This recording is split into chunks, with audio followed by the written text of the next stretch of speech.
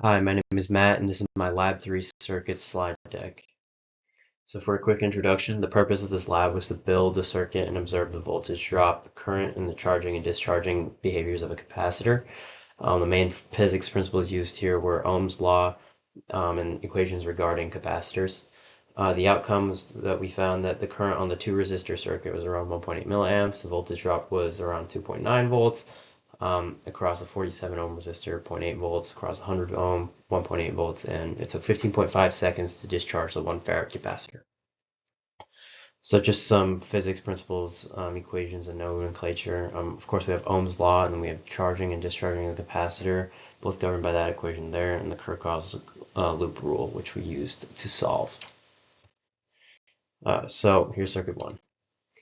So the procedure, a circuit was assembled connecting a 3-volt electromotive force to the following in order via wire: an ammeter, a 47 ohm resistor, a 100 ohm resistor, and another ammeter.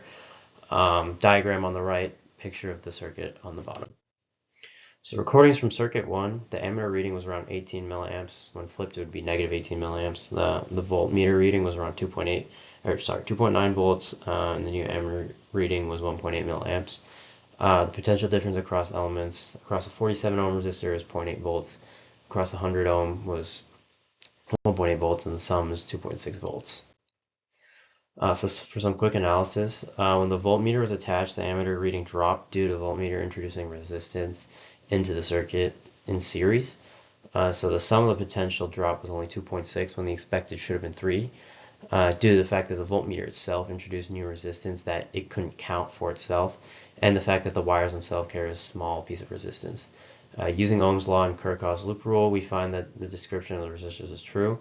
The wires have around 5 ohm resistance because the voltage drop around them was around 0.1, and the ammeter has around 16 ohms of resistance with a voltage drop of 0.3. Here's for circuit 2. So the procedure is pretty similar. 3-volt electromotive force was connected to the 1 farad capacitor to fully charge it.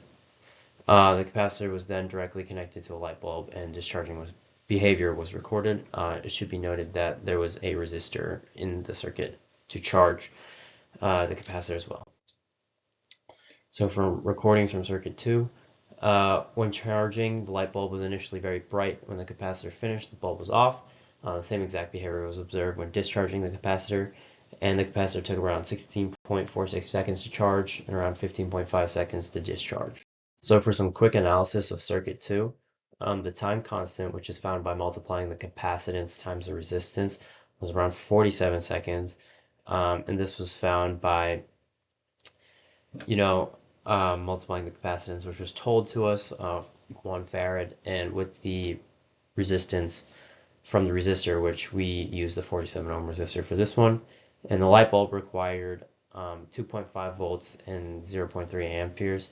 So therefore, once the capacitor was no longer to supply this, it went dim.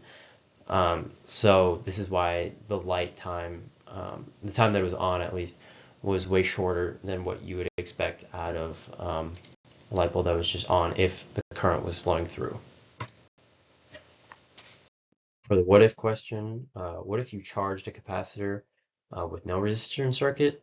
How quickly would our ideal model predict the capacitor to reach full charge? And would this prediction happen in real life? Explain.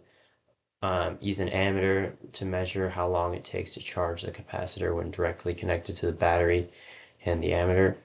Discuss why the measured time is different from the predicted time. So the ideal model would have us predicting an instant charge. If you remember the equation governing this, it was delta V equals V naught times E to the negative T over RC. This would not happen in real life because the resistance is never actually 0. It would predict instant charge because if you imagine resistance, it's the denominator of the exponent, right? So if it were near 0, you'd be dividing by 0. That would bring you something very close to infinity. But this isn't actually the case because the ammeter itself introduces some resistance into the circuit.